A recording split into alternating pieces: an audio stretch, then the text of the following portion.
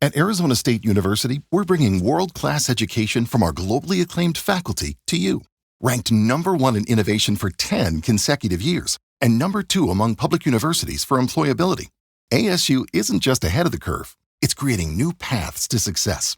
Earn your degree from the nation's most innovative university. Online, that's a degree better. Explore more than 300 undergraduate, graduate, and certificate programs at asuonline.asu.edu. At Arizona State University, we've made online education better, smarter, and more personalized so you can go further in your aspiring field. I decided to pursue medicine once I realized that ASU did have the online program for biological sciences. You're still required to learn the same curriculum. You're still being tested on the same content that anyone would be tested on in person. The comprehensiveness of the program prepared me so well for medical school. Explore over 300 programs at asuonline.asu.edu. At Arizona State University, we're bringing world-class education from our globally acclaimed faculty to you. Ranked #1 in innovation for 10 consecutive years and #2 among public universities for employability. ASU isn't just ahead of the curve, it's creating new paths to success. Earn your degree from the nation's most innovative university. Online, that's a degree better. Explore more than 300 undergraduate, graduate, and certificate programs at asuonline.asu.edu. Now, The Hunt Palmer Show. Yes! I feel like I've been waiting for this my entire life. You're listening to The Hunt Palmer Show on 104.5 ESPN Baton Rouge. Jolly good fun. Jolly good. Locking down the middle of the day. America's favorite daytime fun show. Live from the Mercedes-Benz of Baton Rouge studio. This is Hunt Palmer.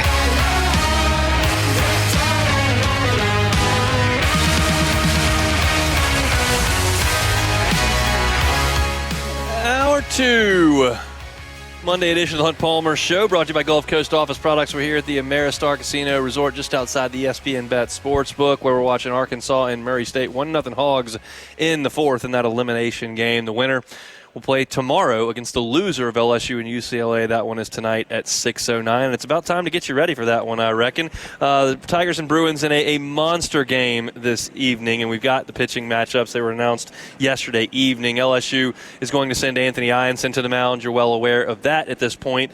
Landon Stump is going to get the baseball for UCLA. Well, who's Landon Stump? Well, I'll tell you about Landon Stump. This year he's 6-1. He's made a start all 17 weekends. His ERA is 4.5. He's thrown 73 innings this year, struck out 62. Not unlike most of this UCLA pitching staff, his strikeout numbers are not very high. He throws a two-seam fastball that is about 92 miles an hour that sinks a good bit. He throws a slider as well. He is a serviceable major conference weekend pitcher. He's not a star. He's not a first-round pick. He's not pathetic. He's a serviceable replacement-level starting pitcher. It's interesting how John Savage is using his pitching staff with this UCLA team, because we've seen UCLA have superstars on the mound. It goes back to Garrett Cole and Trevor Bauer on the same team. Those two guys have both won Cy Young Awards, and they were on the same rotation. LSU found out about that in 2010 when they went out to Westwood for the regional and got carved up by Trevor Bauer in the Marble game on Saturday night. They've also had James Caprillion, who was great. LSU lost to Adam Plutko, who's a big leaguer in Game 1 of the 2013 College World Series. Like, they've had superstars. This group does not feature a superstar and doesn't feature particularly great stuff. Stumps, as I mentioned, got some average velocity on his fastball, average breaking ball, but he's been good, and they're not going to ask him to go get LSU for 7 innings. They're just not. I think what they did in Stump's last 2 starts is telling. He faced Arizona State in the regional on Saturday. He worked 3 innings of 2-run baseball. He didn't record a strikeout, didn't walk anybody, 3 innings, 2 runs on 2 hits. Came back against UTSA. UCLA is leading that super regional 1-0 on UTSA. Stump starts the second game. He works 4 innings, 4 hits, no runs, 5 strikeouts, 1 walk. Moving along nicely. No runs through 4 innings. The score's 1-0. 1-0. Starting pitchers in the game, hadn't given up a run. John Savage gets him out of the game. Goes to the bullpen. 4 bullpen arms throw the last 5 innings. They didn't allow a hit. They win the game by shutting out UTSA. That's the way he's going to handle this team. Stump's going to be out there 3 or 4 innings. If LSU can knock him out in 2, great. But if he's out there, he's probably going to go 4 innings, and then they're going to go to the bullpen. And you're thinking, well, this bullpen that threw 5 no-hit innings against UTSA, is that loaded with just absolute dudes? Well, they're good, but are they elite-level pitchers like Arkansas kept firing out on Saturday night? No, they don't have really anybody that looks like Christian Fauch. They don't have anybody that looks anything like Gabe Gackle. They've just got a lot of dudes that have thrown a lot of innings, don't strike out a lot of guys, and sink it and cut it and throw that change up and get some guys out. And that's what you're going to see. The plan is to somehow use 3 or 4 guys in the middle innings to bridge to Easton Hawk. Easton Hawk is the one guy in this UCLA pitching staff that looks the part of stud. But they don't – he's a freshman. He's right-handed, big kid. But they don't overextend him at all. He's made 25 appearances this year. He has thrown 23 innings. And if you look at his statistics in his last 5 outings, this pretty much stands out. 1 inning, 1 inning, 1 inning, 1 inning, 1 inning, 1 inning. His last 8 appearances have been exactly 1 inning. And the most outs he has recorded in a single outing this year is 5. He just does not extend. He's a 1-inning guy, come in, mid-90s fastball, good slider. He leads the team in saves, and that's the guy that UCLA is trying to get the ball to at the end of the game. But it's not a deal like Griffin Herring last year where you could see him come in the 6th and just carry the torch. They don't use him like that. They've got a big number of guys that they're going to bridge the gap. So you never get 3 looks at one UCLA pitcher. That just doesn't happen. If everything goes to plan tonight, UCLA will get 3 looks at Anthony Ianson because LSU wants him to throw 118 pitches and get through 7 innings. That's not how UCLA functions. So it'll be interesting to watch how LSU handles this big group of talented pitchers that John Savage has got a ton of confidence in. As far as the offense for UCLA, it's not like the group in 2013 with the dead bats and the huge park that just bunted everything and couldn't hit, and they hit like 214 for the series or whatever it was and ended up winning the College World Series. That's not what this team is. They've got some punch offensively. Rock Chalowski is the best player in the country, I think. He's their shortstop. He's a sophomore. He could be the first pick in the draft next year. He and Justin LeBron have kind of similar profiles, and Chalowski had a much, much, much better season in a much, much worse league this year. But he's 6'2", from Chandler, Arizona. He's hitting .362 on the year with 23 home runs. Both of those lead UCLA. His OPS is silly. It's 1223. That's an astronomical on-base percentage plus struggling, and it's led by a .490 on-base percentage. He's sensational. He'll hit in the 2-hole, and he has a bunch of power and has gap-to-gap strength, and he's going to be a major league player for a long time. They'll hit him right in front of Mulavai Levu, who's their 3-hole hitter, who leads the team with 85 runs driven in and 12 homers. Those are the 2 scary dudes in the lineup. The rest of the lineup is solid. They do not strike out very much. And that's something that Anthony Ianson is going to have to work through. If you'll recall back on Friday when I talked about Arkansas, I said, look, they're going to hit the ball hard every once in a while, which they didn't do a ton of, but they did hit the home run. But what Cade's got to do is get a big strikeout when he needs a big strikeout. And they never got a runner to second base against Cade except for the home run, so that didn't come to fruition. But he did use the strikeout. LSU did strike Arkansas out a lot on Saturday night. West Virginia doesn't strike out a lot. And they made life kind of tough on Anderson and Ianson last weekend. Now, LSU's offense made sure it didn't matter, but they did make things tough on Anderson and Ianson by not striking out. And that's kind of the profile that UCLA plays with. They're going to put the ball in play more often than they don't. Anthony's going to have to make sure that's weak contact and wiggle out of some jams when they present themselves.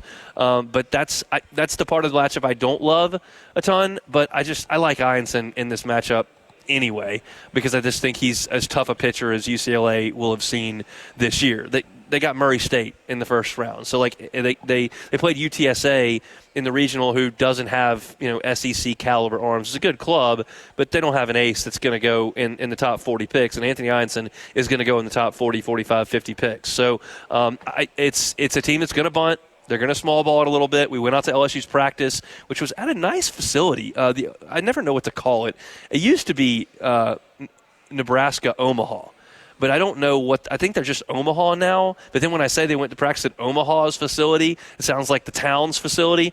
It's the college that LSU played against back in the second week of the season that actually beat Anthony Ianson, who had 15 strikeouts that day, but Omaha won that game.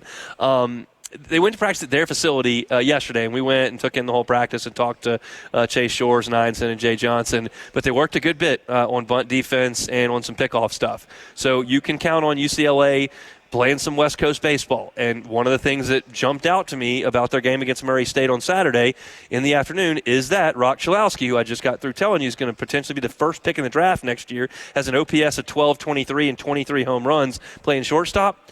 He squeezed a run home, dropped down a bunt, got an RBI.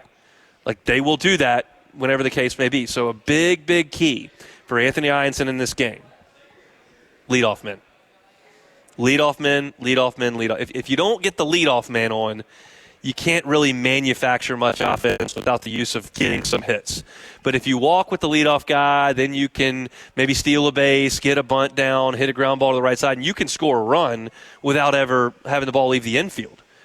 But if you don't get the leadoff man on, you don't really have the opportunity to get that bunt down. It doesn't make a lot of sense at that point. You get 2 outs, you can't squeeze. Like, the leadoff man is just so crucial in this game, because if you let that guy on, you can let UCLA kind of run their offense and try to manufacture. And so it'll be massive for LSU to go ahead and do that and to get the leadoff guy on and don't let UCLA get into their rhythm. I think the Tiger offense will be much better in this game.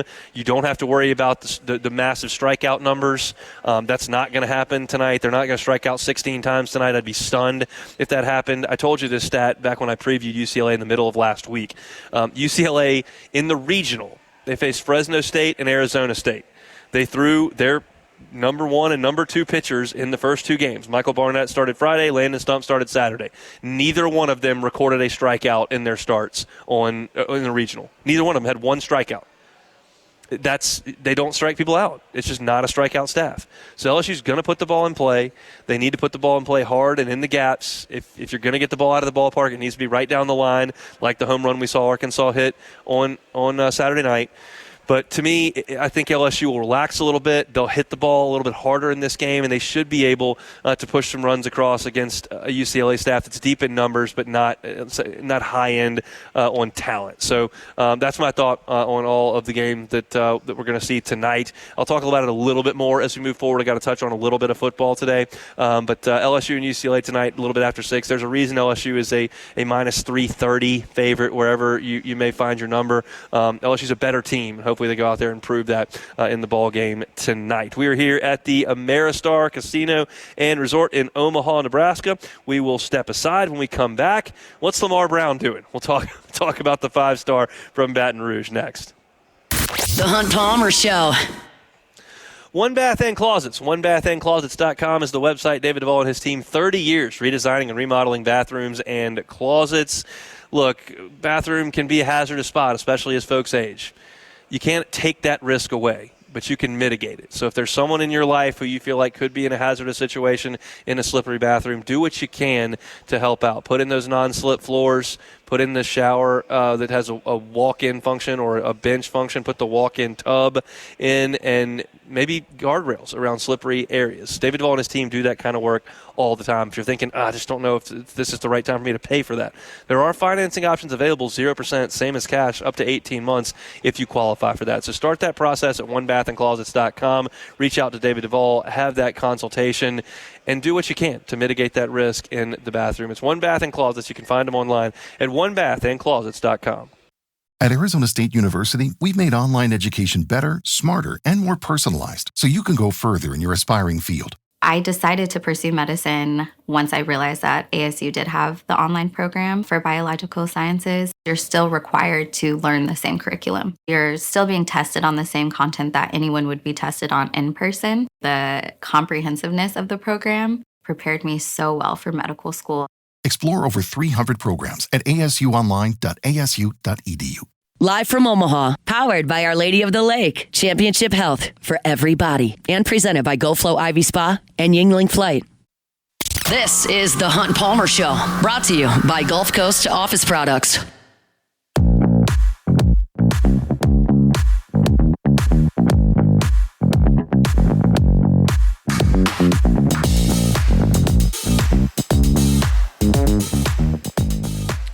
Monday show is brought to you by Gulf Coast Office Products, GCOPnet.com, GCOPnet.com, all your printing, scanning, copying needs. Trey Beal and the folks at Gulf Coast Office Products have got you covered. You can work with the big box stores, and they'll have all the capabilities you need, but can you get them on the phone when you need them? Or you go on a recorded line in Atlanta or San Francisco or something? Not necessarily exactly what you're looking for. And the mom and pop shop, you can work with them as well, but do they have the capabilities to meet your needs? They'll pick up the phone. They may know your kid's name, but do they have the ability to do everything that you need them to do? Gulf Coast Office Products splits that right down the middle. They've got all the resources that you possibly need anywhere in the state of Louisiana, whether that's servicemen and women on the ground that can go help it. If a problem arises or the equipment, they've got $1 million just right there in the Baton Rouge location, and the customer service is going to be second to none. Whether it's Trey Beal as your rep or whoever the case may be, they have got you covered at Gulf Coast Office Products. Check them out online, GCOPnet.com. We're here at the Ameristar Casino Resort in Council Bluffs, Iowa. On this Monday, Gage Wood is carving up the Murray State Racer lineup, but Murray State hanging in there. Just 1-0 is the score as they play in the fifth from Charles Schwab Field. It's an elimination game. Loser headed home for the summer. The winner will face the loser of tonight's game between LSU and UCLA tomorrow. So let's move forward with a little bit of football talk here. It's been an interesting 24 hours on the internet as it regards to Lamar Brown. Of course, Brown is the number one player in the country. If you look at a given website here or there, offensive lineman, defensive lineman, whatever the case may be, he's an elite big man that is just on LSU's campus as a high school student. So you really hope that LSU could do an awesome job and close the deal and get Lamar Brown in purple and gold as a member of this 2026 signing class. But they got a lot of competition, and he was at Texas A&M over the weekend. He's taken his official visits. He's looked at Miami, looked at Texas A&M. Certainly he's been to LSU a lot, being a U-High student. And so there's heavy competition for Brown. And coming off of his official visit to Texas A&M, he basically made it sound like he was not going to take his official visit to LSU this coming weekend. That's obviously something that the Texas A&M staff is telling him, like, hey, you know you like it here, you know you're welcome here, you know you're a priority here, you need to be here. Don't even take that visit next week. No need to do that. You've got your option right here, and that's a very common way to recruit. Nick Saban used to say, you take a visit somewhere else, like your spot's not guaranteed here. Like he was not going to allow high schoolers to go on other visits once they had committed to his program. And different coaches have different thoughts on all that, and my contention is certainly if you're a young person and the NCAA is going to foot the bill, or the schools are going to foot the bill for you to take 5 visits around the country and you've never been out of your parish or county in some cases, like that's a pretty cool opportunity to take. I'm all for that. Go see stuff. Go do things. You've earned that opportunity. But coaches don't see it that way. They're like, hey, we want you, so don't go see anything else. And it appeared that was going to be the case. The Texas A&M was going to win out there, and he wasn't going to visit LSU.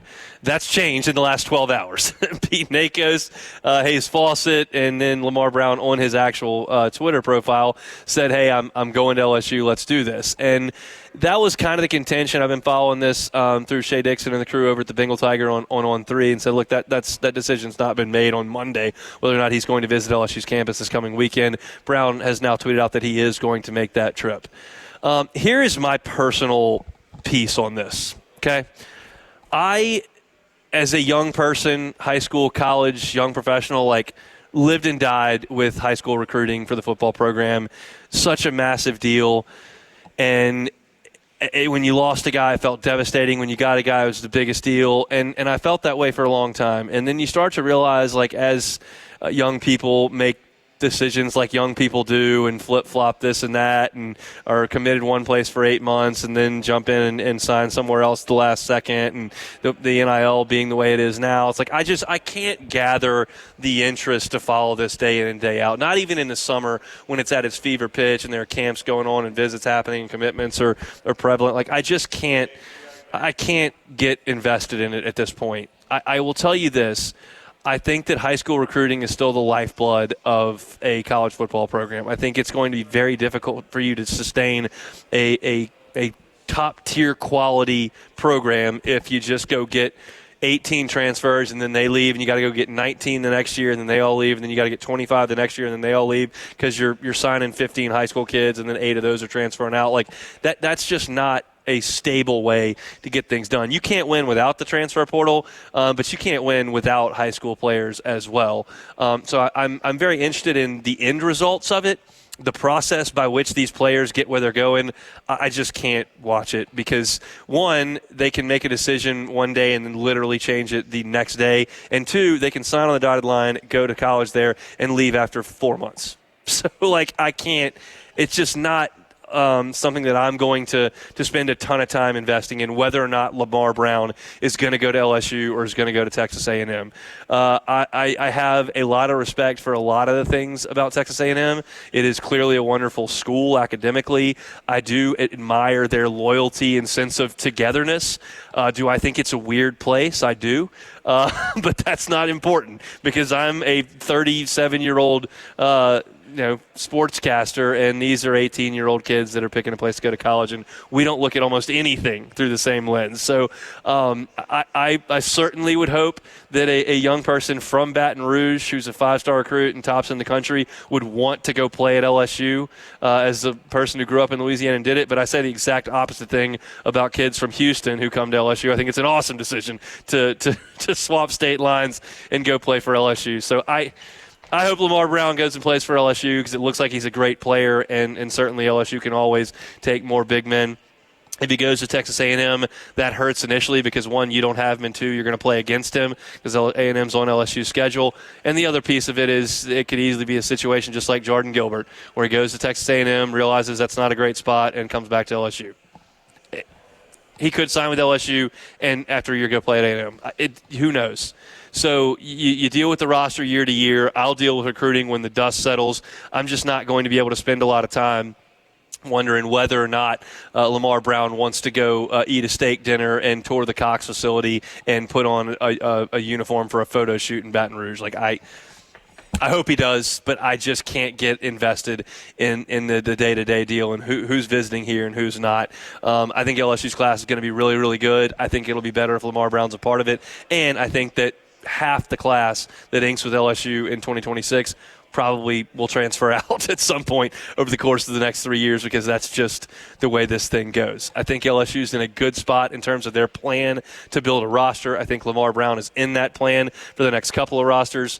Hopefully they can get him in and treat him well this weekend, and he makes that decision. But we'll learn that when signing day rolls around in December. So that's our update on Lamar Brown. He went to A&M, was not going to visit LSU, now is going to visit LSU, and no decision seems imminent on where his commitment and certainly signature are going to be, whether it's between those two schools. So a little LSU football update there. If you're looking for LSU football content, you can find it, Hunt on LSU on YouTube or wherever you find your podcast, Hunt on LSU. We're here at the Ameristar in Council Bluffs across the river from Omaha, Nebraska, getting you ready for LSU and UCLA tonight. Got a little bit of Saints talk that we'll get to in the next segment, and then my final breakdown of Tigers and Bruins. That'll be a first pitch of 6:09 tonight. If you're looking to listen to it, you can on Eagle 98.1, our sister station. Myself, Bill Franquez, and the voice of the Tigers, Chris Blair, will hit the airwaves at 5:30. We'll come back with more. You're listening to a Monday edition of the Hunt Palmer Show.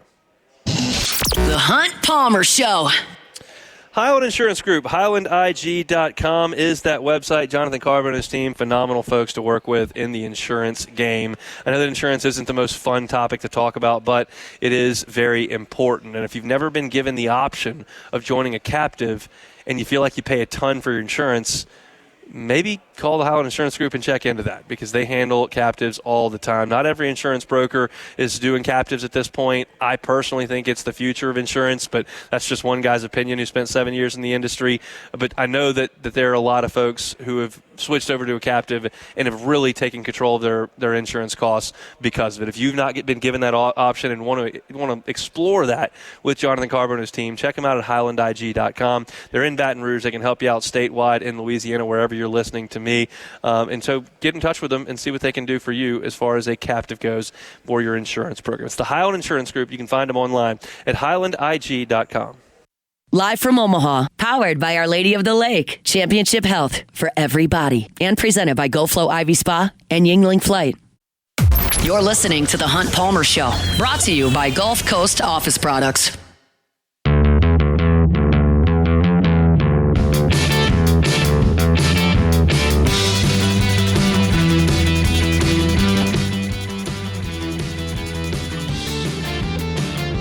Hunt Palmer here at the Ameristar Casino Resort in Council Bluffs, Iowa, across the river from Omaha, Nebraska, where right now it is Murray State and Arkansas in an elimination game. It feels like the dam's about to break on Murray State here. We'll see.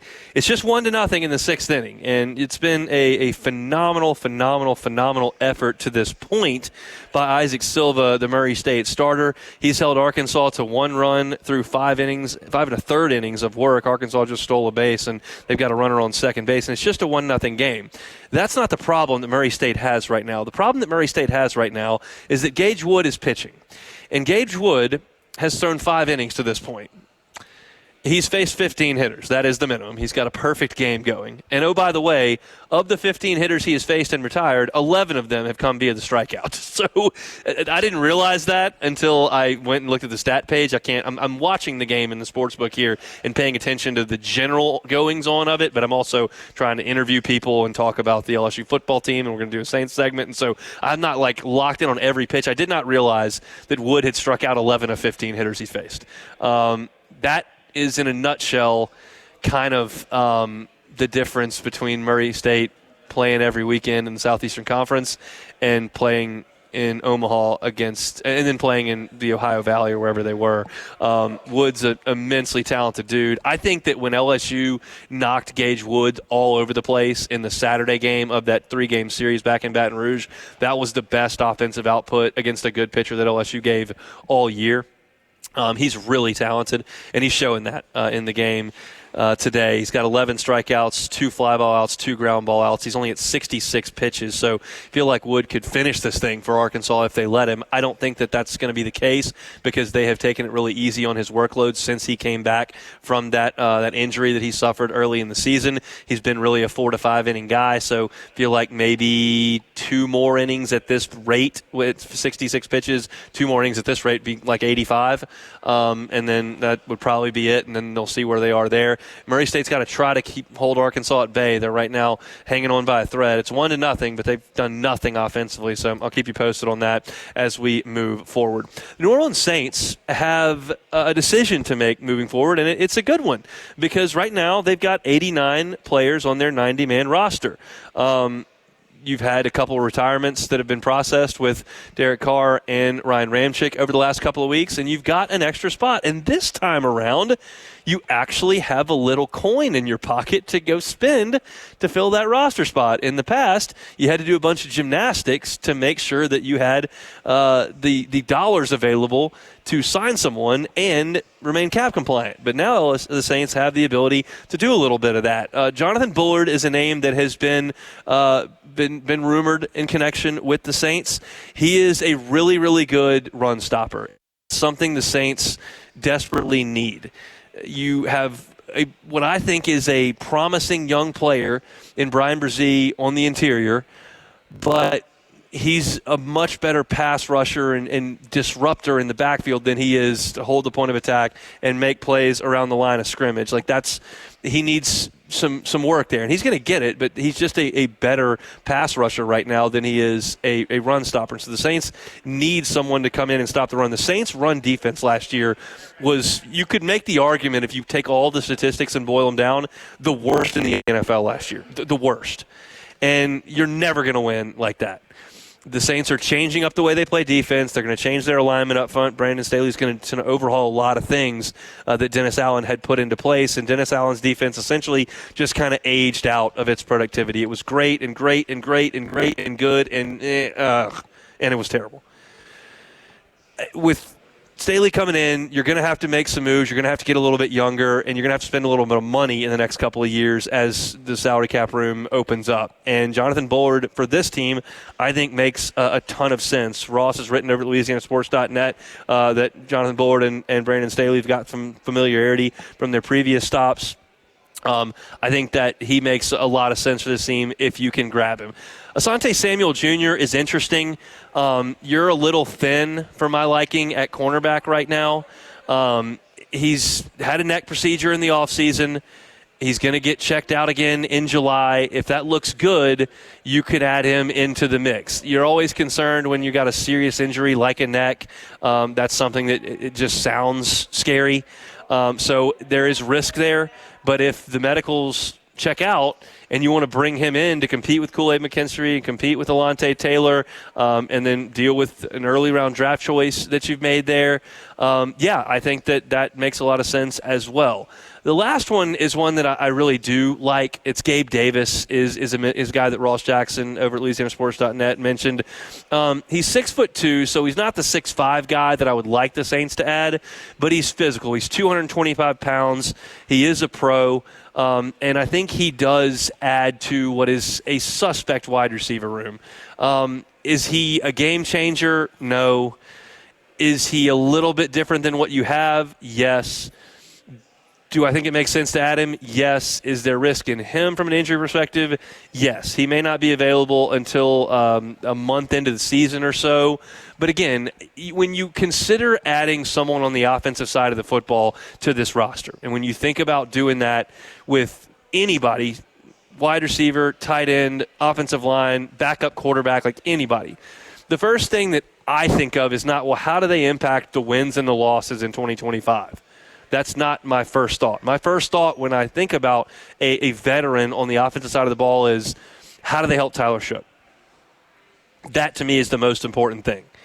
And if you think Gabe Davis, being a pro, coming in, helping be a possession receiver for a group full of kind of downfield threats like Shaheed and Olave can be and Cooks was early in his career, like if you think that's going to help his development in any way, I'm for it, because you're not going to sign Gabe Davis to a 4-year deal like that. That's not going to happen.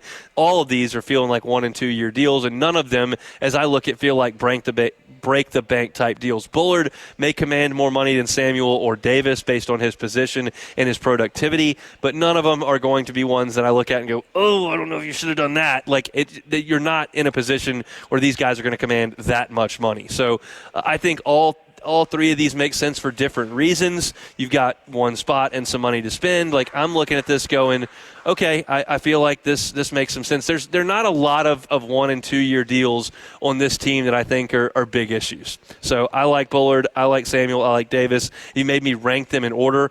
I would go Bullard first, Samuel second, Davis third. But I think any of them would make a heck of a lot of sense. So that's just a look at the New Orleans Saints here on this Monday. Our Monday show is brought to you by Gulf Coast Office Products. We're here at the Ameristar Casino and Resort in Council Bluffs, getting you ready for LSU and UCLA. Let's step aside. We'll kind of take a longer last segment here. I'll talk about LSU and UCLA. We'll play some Take It or Leave It, and then my job will be done. I'm going to head across the river and get ready for pregame between the Tigers and the Bruins. So stick with us here on The Hunt Palmer Show. The Hunt Palmer Show. Genesis of Baton Rouge. GenesisofBatonRouge.com is the website. Every car that is on the lot is online at GenesisofBatonRouge.com. Look, whether it's the sedan, whether it's the SUV, no matter what your family situation is, what vehicle you're looking at, Genesis has got one for you. They are stylish, they are sleek, they are comfortable.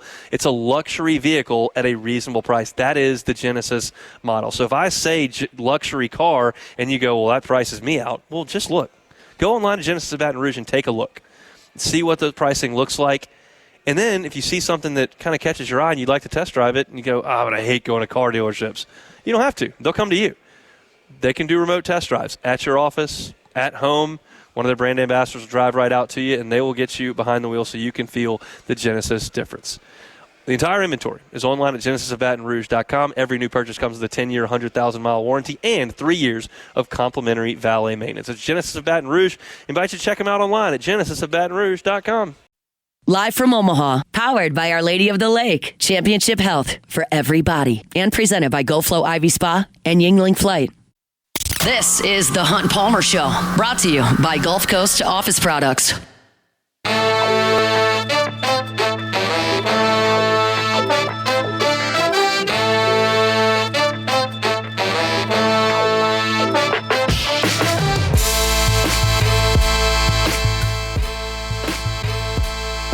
Shout out to Gulf Coast Office Products, making our Monday shows possible each and every week, whether that's back home in the Mercedes-Benz of Baton Rouge studio, or here in the Ameristar Sportsbook in Council Bluffs, Iowa. Shout out to Trey Beal and the folks. Check them out online at gcopnet.com. It's Gulf Coast Office Products, all your printing, scanning, copying needs. Gulf Coast Office Products. Bit of an issue for the Murray State Racers. They have not gotten a base runner through 6 innings. Gage Wood is throwing a perfect game through 6 innings right now. He's thrown 78 pitches, 53 of them for strikes. He has 13 strikeouts. Murray State has only put the ball in play 5 times to this point. Absolutely sensational performance by Gage Wood to this point. I mentioned that Arkansas has not used Gage Wood in long stints since he came back from his injury. We talked about that when LSU hosted Arkansas, and that's really been the case. I'm pulling up Gage Wood's game-by-game pitching log here. Last week against Tennessee, 3 1/3. Against Creighton, 6 innings. Against Tennessee, 3 innings. LSU, 2 innings. Texas, 4 innings. Florida, 3 innings. His longest outing of the year is 6 innings against Creighton in the regional, and he's at 6 innings right now. That out, let's see what's his high in pitches thrown this year. 89 in that Creighton game is the most pitches he's thrown. So if you're looking at that as a target number, 89 pitches for Wood, he's not there yet, and he could certainly get him through another inning or 2 right now at Charles Schwab Field. So it's tighter than Arkansas would like right now, but this is the most commanding 1-0 lead you can have because Arkansas's pitcher is throwing a perfect game to this point. So I'm sure the Hogs would like to add on. Silva's doing a heck of a job for Murray State of keeping them off balance, stranding some runners, and giving his team a chance. But I can promise you this, if Murray State goes 27 up, 27 down, they ain't going to win. So we'll see if they can get a base runner off of Gage Wood, or if it's going to have to be the bullpen. The winner of this game between Arkansas and Murray State will play tomorrow night. I did just look that up. So LSU will either play tomorrow night or Wednesday night. They will not play in that 1 o'clock time slot, which is the one that I have feared since we scheduled this trip for obvious reasons. My show is 1 to 3. If LSU plays at 1 o'clock, we got problems. I'd have to go across the river to cover the game, and then Taylor would take over my show from the studio and, quite frankly, do a show that I'm not sure would draw listening records if LSU's playing in the College World Series and we're doing a radio show at the same time. So LSU would love to win tonight. If they do, they'll move on to Wednesday's action in the bracket championship round. If LSU loses tonight, they will play at 6 o'clock against a winner of this game, which looks like at this point it'll be Arkansas, but it's a 1-0 game. Murray State's just going to have to find some semblance of an offense at this point. Speaking of offense, Jared Jones has been a hot topic. I've gotten texts about it. I've gotten tweets about it. We know that Jared Jones was 0 for 5 with 5 strikeouts on Saturday. Everybody's well aware of that. Most of you probably saw my tweet because it went a little bit viral of the end of practice yesterday. We went over to watch the Tigers work out, and the whole team finished the workout, loaded up their bags, got on the bus, and left. And Jared Jones and Jay Johnson and a pitching machine were left on the field because he wanted to keep swinging. And they had the pitching machine about 40 feet away from home plate, and it was spinning breaking balls, and Jared Jones was taking hacks and just trying to work on some things. I know that there are a lot of folks that say, hey, you got to get Jared Jones out of the lineup. He's a liability. He strikes out too much. You can't have him in there. And that's an overreaction. It was one game, and you might say, no, he strikes out so much all the time. He does strike out a lot. He's a power-hitting first baseman that has a lot of swing and miss in his game. And Gabe Gackle is a nightmare matchup for him because he's probably got the best slider in the College World Series. And he threw that to Jones and struck him out 3 times. But let's not forget that prior to that game on Saturday night, Jared Jones was 6 for 13 over the previous 3 games. That is a 461 clip. It's not like he hasn't gotten a hit in a month and a half. He got 6 hits in the Monday regional game final and then the 2 super regional games. And I'm not suggesting that Jared Jones is going to go out there in this game and he's going to get 4 hits. He's probably going to strike out at least twice tonight because he does strike out a lot. But if you get 1 for 4 with a 2-run double or a 3-run homer and 2 strikeouts, that's what you're looking for. You're looking for the big swing, and he's capable of doing that. We know that Jared Jones has feasted on midweek pitching, has feasted on weaker pitching, and at times struggles with the high-end stuff. UCLA, unless Easton Hawk comes in the 9th inning, to get 3 outs, which is really all he does, is not going to throw anybody at you today that's just blowing you away with stuff. They don't have anybody that looks like Gabe Gackle, that looks like Christian Fouch, that looks honestly like Zach Root. They just don't. They don't have big strikeout guys. And I think Jerry Jones can get his barrel to this pitching staff. Now, you can bet your bottom dollar they're going to throw him breaking balls, and they're going to try to get him to chase. And I'm telling you, he's going to strike out a time or two tonight. But if you can get one big swing out of the Bear, that may be the difference in the game. And you're talking about a guy who for 3 years has risen up and is now third all-time in home runs at LSU. I'm not going to take a guy who has a 3-year track record of big swings, and because he had one night against an elite pitching staff where he struck out 5 times, shove him on the bench. That's just not reality. So, again, realize he's going to strike out tonight because he strikes out in every game because he's a big strikeout guy. But you get the one, maybe 2 big swings, and all of a sudden the game can change. I'm looking forward to potentially seeing that in the ball game tonight. Anthony Ianson gets the ball. I'm hopeful that his bounce back from a bumpy outing last week is the same as Cade Anderson's. That's certainly the hope at this point. I don't have a lot of reason to think that it won't go that way. Ianson's been sensational all year. UCLA's a scrappy bunch, and they're going to put the ball in play probably a little bit more than Arkansas did against Anderson because that's what they do. But hopefully LSU's defense shows up to play. They do a good job handling the bunt game. And the big key that I gave you earlier in this hour in this game tonight, you've got to get that leadoff runner out so that they can't get into their bunt game, their hit and run game. You limit their ability to steal bases. That's what UCLA wants to do. Outside of Chalowski, who's a star and can hit it all over the place, they're a very scrappy West Coast team. And hopefully Ianson is ready for that. He grew up on the West Coast. He grew up going to UCLA games. He pitched on the West Coast for 2 years. Hopefully LSU is ready. They worked on bunt defense a good bit in their practice yesterday when we were out there at the field. So that's about it. We got one more order of business left to do, and that, of course, is take it or leave it. Take it or leave it. Take it or leave it. Presented to you by Flight by Yingling, the next generation of light beer, crafted by America's oldest brewery. Today's hottest stories in sports, news, and sometimes even Hunt's life. The question is, will he take them or leave them? Shout out to Yingling Flight by Yingling, the next generation of light beer. If you're getting some cold ones to bring home to watch the ball game tonight, Yingling Flight, awesome addition to the fridge, whether you're playing golf, at the pool, on the lawnmower, or just hanging out at the house. Perfect summer beer, the next generation of light beer. It's Flight by Yingling. All righty, first one here, the Jacob Beck Show. Take it or leave it. We're going to leave that. Clearly, you didn't read my text message very properly. You were saying that you thought J.J. Spawn was going to shoot 6 under par, which was ludicrous and certainly didn't happen. He did win the U.S. Open, though, and that was quite a putt. I enjoyed watching that in the sports book very, very much yesterday. Whatever. All right, next one, Sam Burns got screwed. Take it or leave it. Got to take that. I'll take it. I don't know how much it mattered on the swing and the strike. I can't.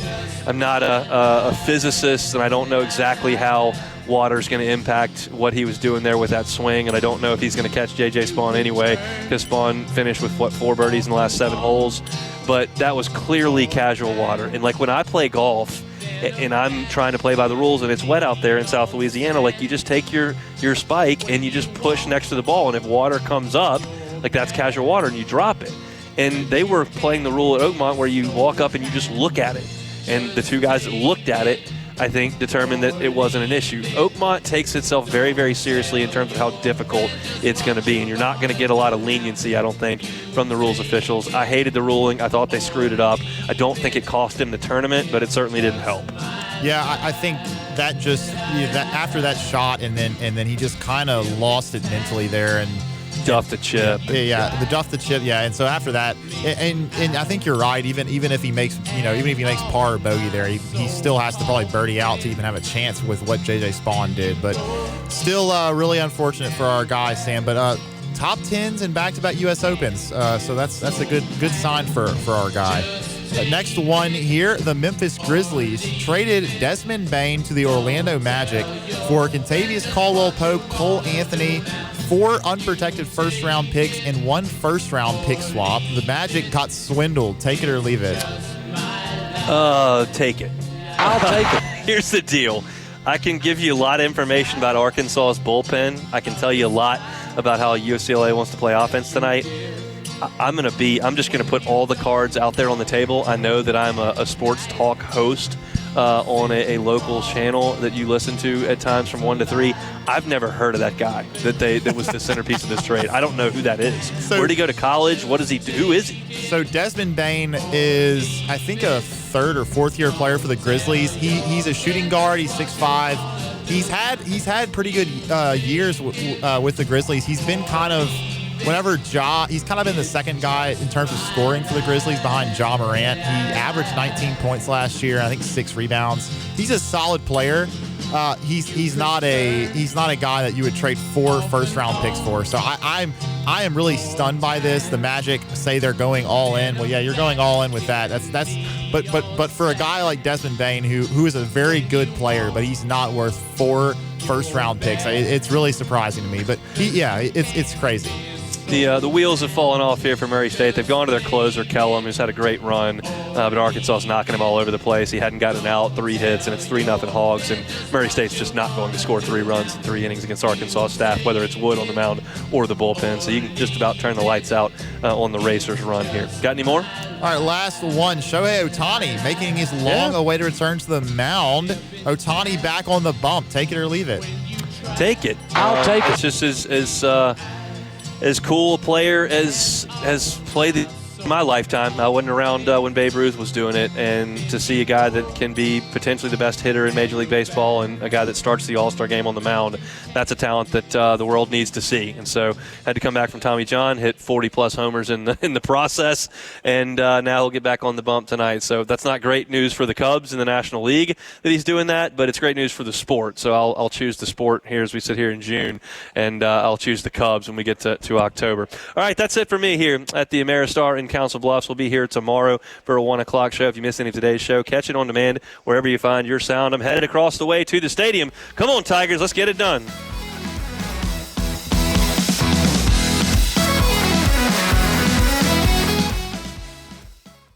The Hunt Palmer Show.